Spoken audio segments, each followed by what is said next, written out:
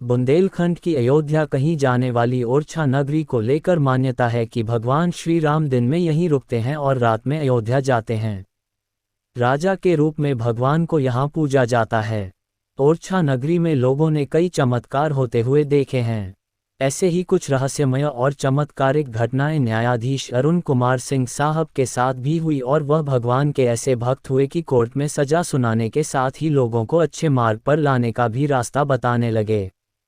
उन्होंने कोर्ट, तहसील, मंदिर, जेल सहित अन्य जगहों पर 200 से अधिक ऐसे कार्यक्रम किए जिसमें भगवान राम, श्री कृष्ण, गीता जी, हनुमान, शरणागति सहित अन्य विषयों पर कथावाचकों की तरह व्यास गद्दी पर विराजमान होकर संगीतमय ढंग से अपना सानिध्य दिया। लोगों को धर्म के रास्ते पर चलने, सनातन से जोड़ने, भगवान की भक्ति करने के मार्ग बताएं।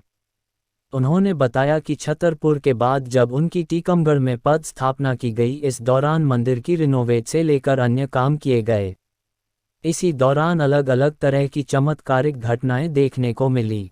जब भगवान की छत को रिनोवेट करना था तब वहां पर लाखों की संख्या में मधुमक्खियां थीं। सैकड़ों छतें लगे हुए थे। लोग कई साल से इन्हें ऐसे ही देखते आ रहे थे। इन मधुमक्खियां को हटाने के लिए तरह तरह के विचार आ रहे थे। कोई कह रहा था कि आग लगा देंगे तो कोई अन्य प्रकार के विचार साझा कर रहा था। सभी लोग चिंतित थे कि आखिर क्या करेंगे। तैयारी पूरी हो गई थी, लेकिन जिस दिन ये काम होना था उस दिन पूरी ओरछा नगरी ने देखा कि अचानक ये लाखों मधुमक्खियां बादल के रूप में उस जगह को छोड़कर चली गई। यानी कार्य करने वाला परमात्मा होता है। कई बार बड़ी बड़ी चमत्कारिक घटनाएं भी देखीं। कई बार परमात्मा ने हम बचाया भी। एक बार हम लोगों को फंड की ज़रूरत थी, तब नौगांव एक फैक्ट्री के मालिक थे, उनके बेटा बेटी कभी ओरछा नहीं आए थे, लेकिन वह रात में अचानक कहने लगे भगवान की सेवा करो। उन्होंने पूरी घटना हम लोगों को भी बताई। इस तरह से परमात्मा की कृपा से आस्था के चमत्कार देखने को मिले। अरुण कुमार सिंह सागर जिले के प्रधान न्यायाधीश के पद से रिटायर हुए हैं। वह 30 साल तक न्यायिक सेवा में रहे। इस दौरान सतना, छतरपुर, मंडला सागर, टीकमगढ़ में पदस्थ रहे। न्यायिक सेवा की अपनी पदस्थापना के दौरान न्यायाधीश अरुण कुमार सिंह की पदस्थापना टीकमगढ़ में रही। इस दौरान ओछरा नरेश रामराजा की प्रेरणा से उनका झुकाव धर्म आध्यात्म की तरफ हुआ।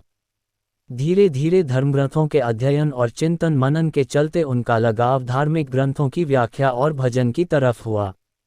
रिटायरमेंट के बाद भी वह अब इसी तरह राम भजन करते रहेंगे।